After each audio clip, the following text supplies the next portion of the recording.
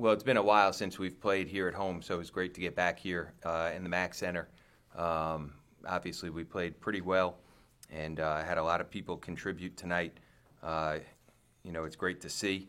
And as we head into league play, it's going to be important that we have everybody helping out. So tonight, I think, was good for that. And now we move on to Western Michigan. Questions? Dion, I know early in the year roles can kind of change a little bit and be a little bit fluid. Just where's your comfort level right now? It's building day by day. So I'm just doing whatever I need to do to help the team win. Yep. Your second start, obviously you got an opportunity there, and it seems like you're really taking advantage of it. Yep. Feel pretty good about what you've done the last couple games especially. Yes, I'm satisfied, still trying to build on some stuff, still trying to figure out my role in the offense. Sometimes I'm a little tentative, but I'll figure it out. Still got a lot more games to go. Was it a little tougher maybe at first than you might have thought it was, trying to kind of gel and everything to find your role, like you said? Yeah, it was kind of hard, but I just, as I'm doing, helping my team, as Coach said, I'm one of the big guards. I need to get on the glass, and since I'm doing that, I kind of building my confidence, and then after I'm not nervous now, like if I mess up, by just rebounding, I could just erase the last play. Xavier, do you feel like you guys are kind of finding that groove where when you enter the game, here's what the offense should look like, here's what the defense should look like? Does it kind of feel like that's coming together now? Definitely, going into conference play, we definitely feel like we're in a better groove. We want to continue to build on defense. We still don't think we're there 100%. So we want to continue to focus on defense and really find our groove on the defensive and more than offensive, because we know we can score with anybody, but we need to get stops in order to win conference games. Was it nice to kind of have, you guys, the games have been kind of spread out, but yeah, you've had some tough ones the last several. It's nice to kind of have a night where everybody played, everybody scored, everybody had fun. Yeah, it's definitely nice to see the young guys get in the game, see what they can do more. But other than that, we just focus on winning, regardless if it's a tough game or if it's a tight game or if it's the more loose game. Entering MAC play, there's kind of that transition to that portion of the schedule. I mean, kind of what those games mean. Is there an anticipation? Is there a feeling of being anxious or just excited? Well, in terms of the guys, I think we're more excited because we know there's a big opportunity for us to capitalize on. We can definitely win the MAC if we bring what we can do. But yeah, I wouldn't say anxious. I think we're more excited more than anything to get going. Anything else for these two guys? All right, fellas. All right. Good job. Thank you. Good job.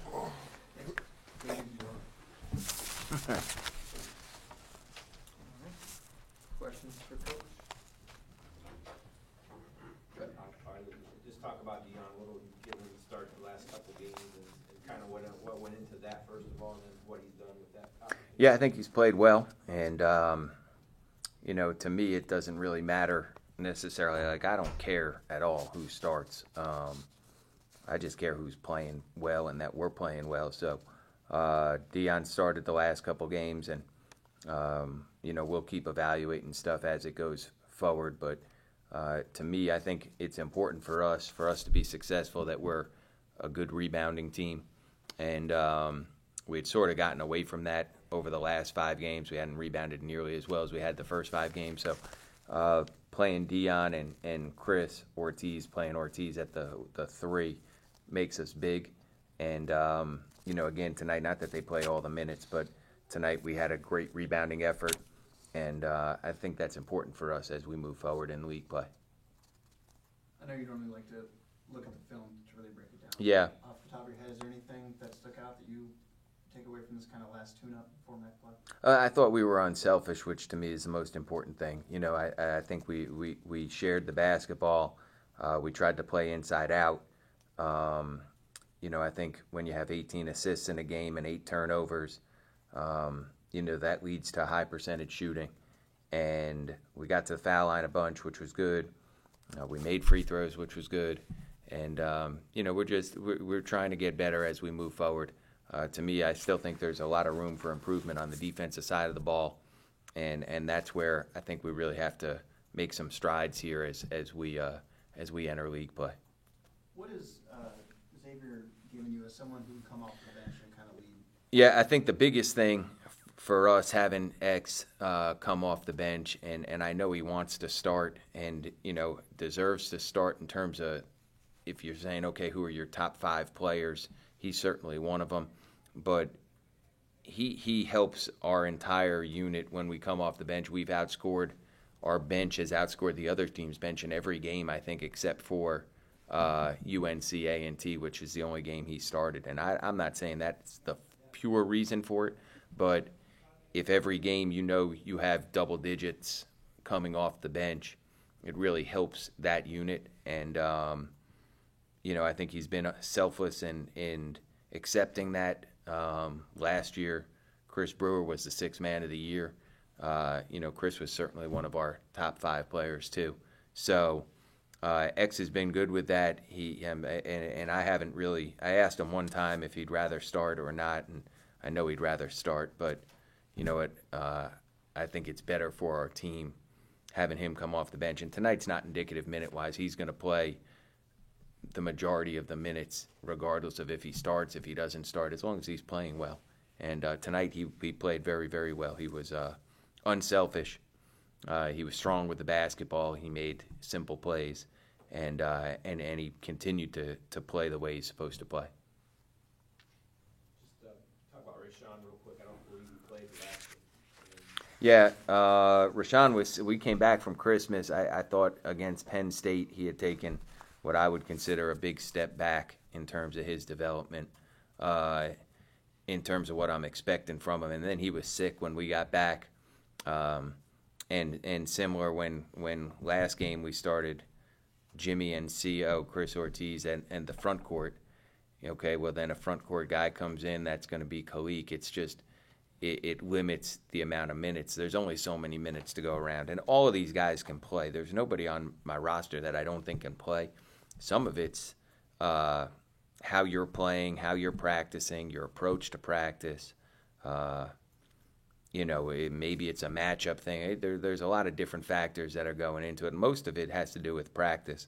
And Rashawn didn't have good practices, and I wasn't happy with how he played against Penn State. So, didn't have good practices. He was sick one day, didn't practice, and, led to him not playing. And came back, worked hard, and, I thought we needed to try to play big, and we did.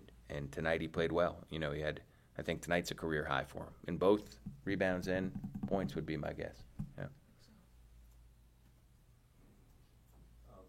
Right or wrong?